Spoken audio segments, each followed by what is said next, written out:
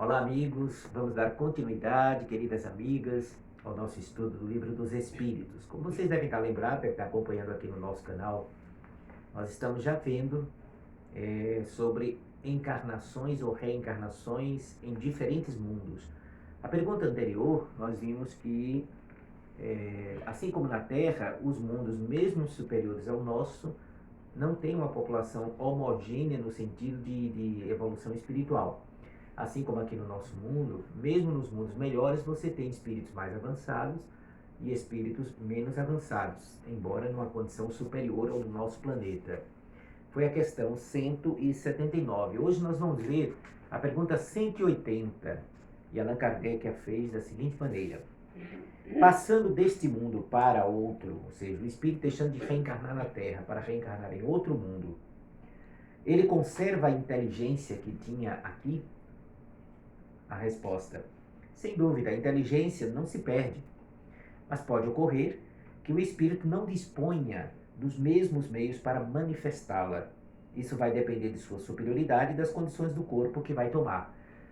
Por exemplo, você passando para habitar no outro mundo, dependendo da condição espiritual deste mundo, o corpo que se vai utilizar lá pode não permitir que você tenha memória integral para manifestá-la enquanto reencarnado ali. Isso de alguma forma a gente compreende porque acontece conosco aqui na Terra. A gente que tem várias reencarnações aqui no nosso planeta, nós não lembramos de vidas passadas aqui, da nossa vida anterior a essa, ou de duas encarnações anteriores.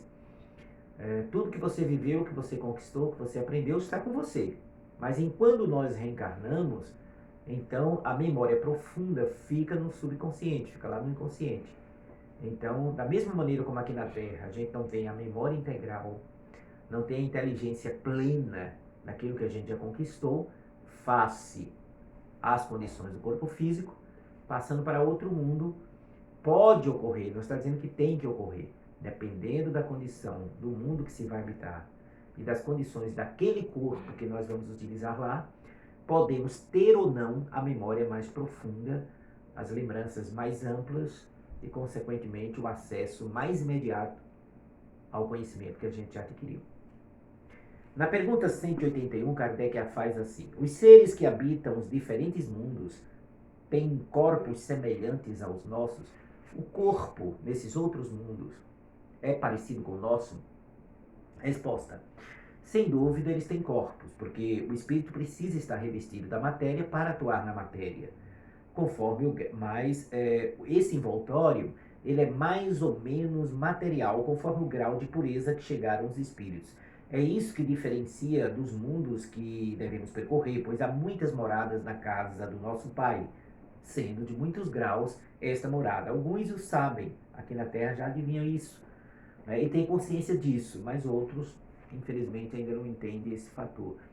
Olha, gente, a predominância de corpos humanoides, segundo os espíritos dizem, esses corpos humanoides de formas humanas são as formas predominantes no universo.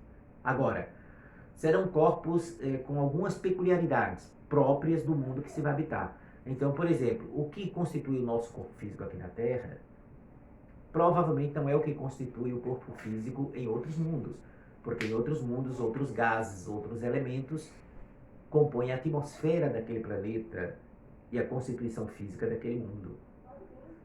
Os corpos são sempre mais ou menos aperfeiçoados, mais ou menos rarefeitos, mais ou menos denso, mais ou menos materializados, de conformidade com o grau dos espíritos que reencarnam naquele mundo, de conformidade com o progresso que aquele planeta alcançou. Na questão 182, Kardec assim pergunta: podemos conhecer exatamente o estado físico e moral dos diferentes mundos? A resposta é muito objetiva.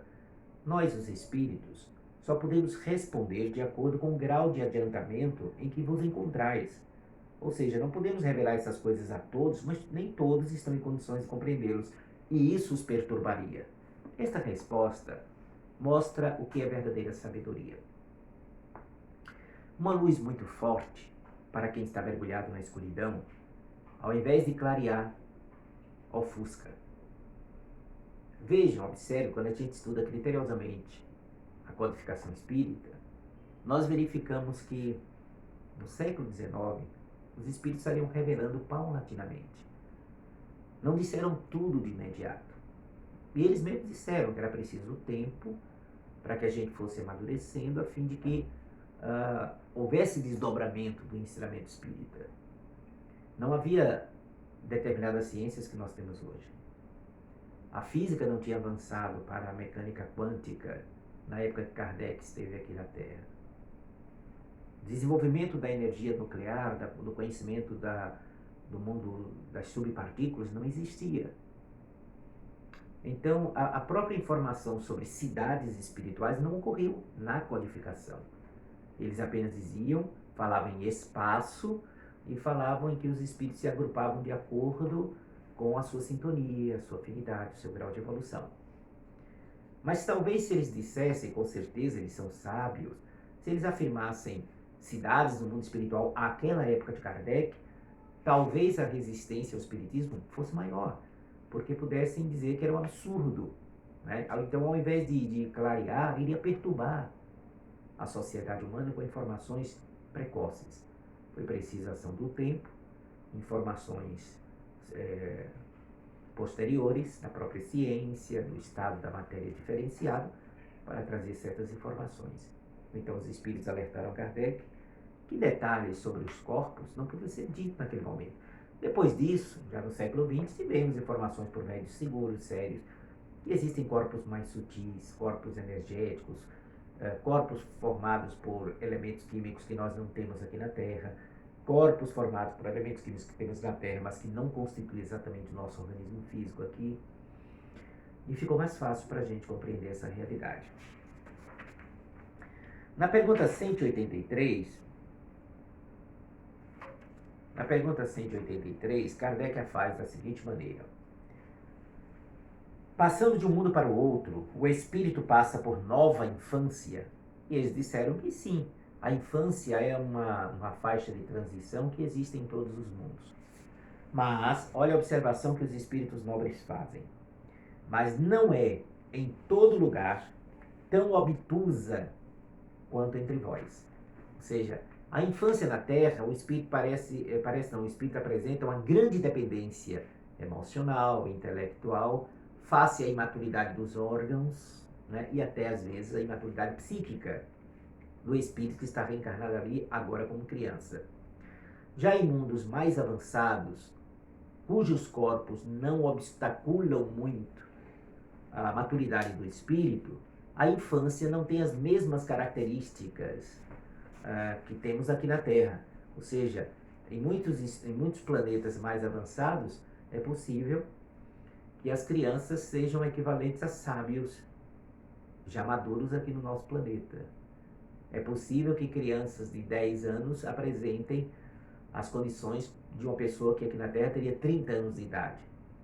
E o tempo de infância, temos algumas informações sobre isso, o tempo da infância não é tão lento e arrastado, nem suscetível a fragilidades e doenças como temos na Terra. Porque são mundos melhores, mundos equilibrados, mundos que não têm doenças, como nós as temos no nosso planeta. Daí porque a infância sempre existiria nos mundos onde a alma reencarna, porém com as condições diferenciadas, como também outras informações como corpos físicos, condição moral, nós já informamos aqui. Espero que tenha ficado claro. Qual foi o número dessa pergunta? 183. Essa foi a pergunta 183. Pergunta 184, Kardec fez: o espírito pode escolher o novo mundo em que vai habitar? Nem sempre. Mas pode pedir e obter o que deseja, se o merecer. Porque o acesso dos espíritos a este ou aquele mundo vai depender do grau de sua elevação. Então, por exemplo, eu posso, ao desencarnar, pedir para nascer em tal mundo que eu admire, ou que eu venha conhecer.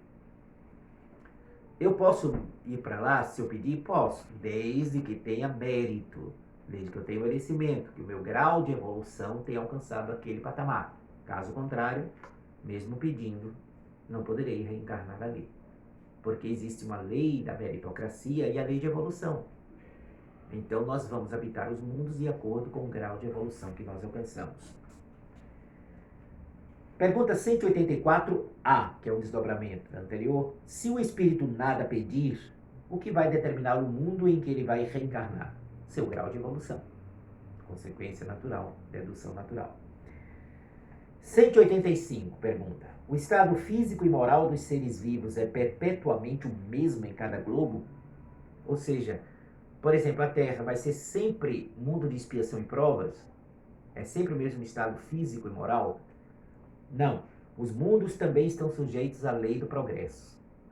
Todos começaram como o vosso, por um estado inferior, e a própria Terra sofrerá transformação semelhante.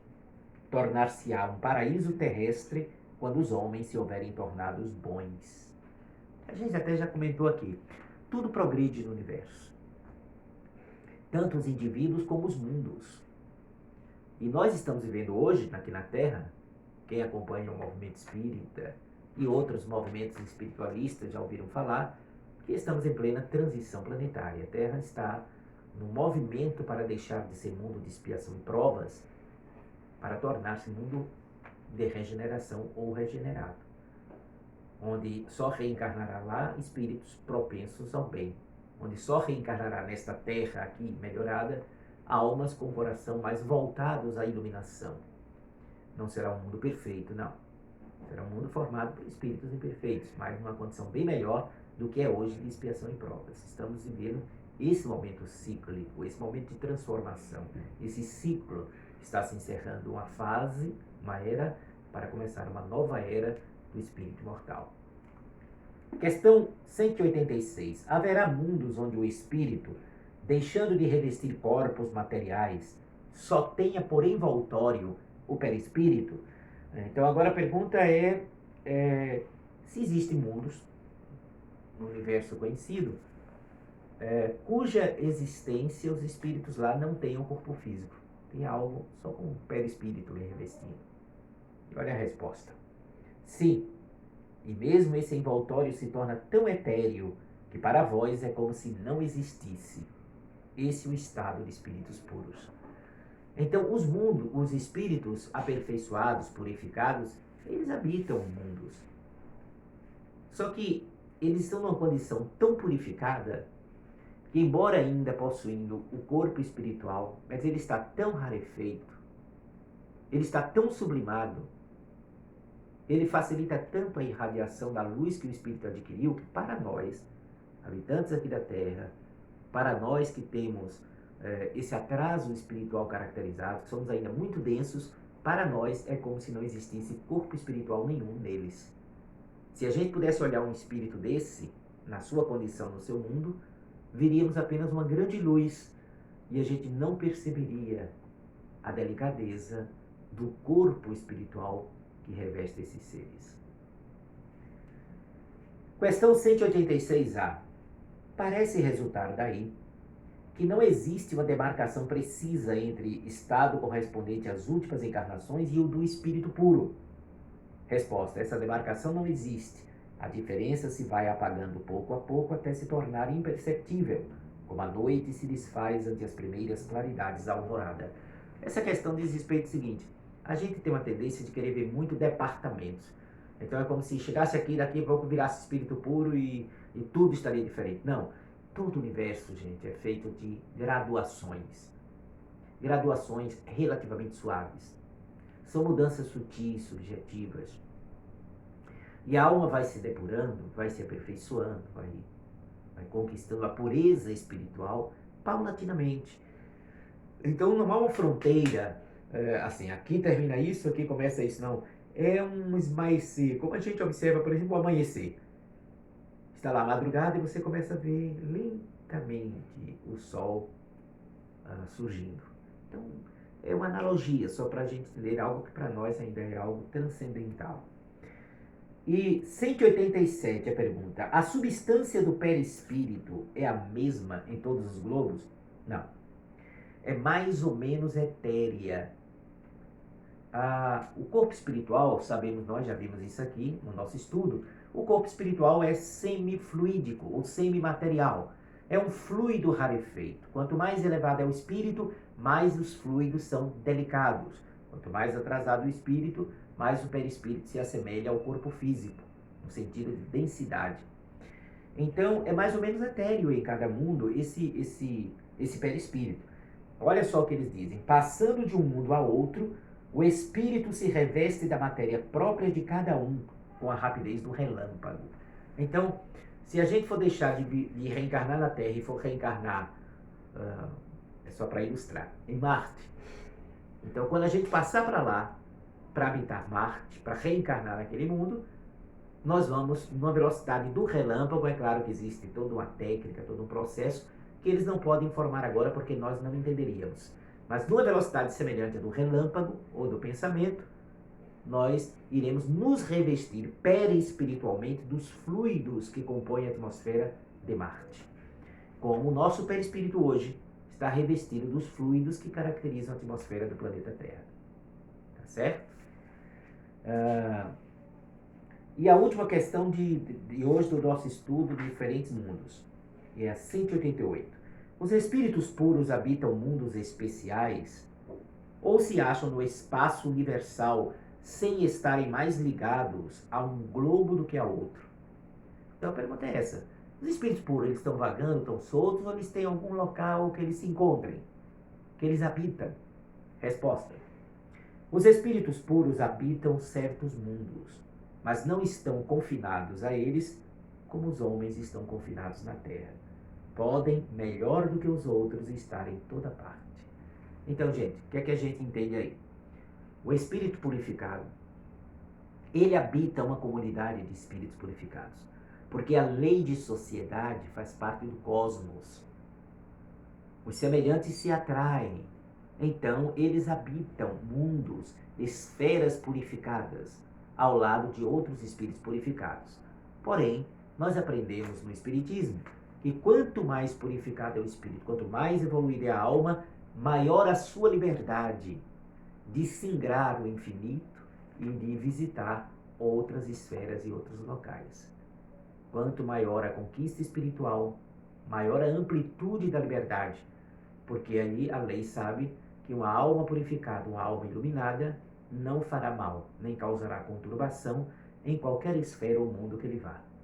O superior pode visitar o inferior, mas o inferior não pode ir como bem quiser aos mundos superiores. Então, eles vivem em mundos específicos, mundos purificados, conforme vimos na pergunta anterior, porém, não escravizados, não presos àquele mundo, com total liberdade para viajar pelo cosmos, pelo infinito. Ok? Nosso próximo estudo será a partir da pergunta 189, transmigração progressiva. Um grande abraço para todos, muita paz.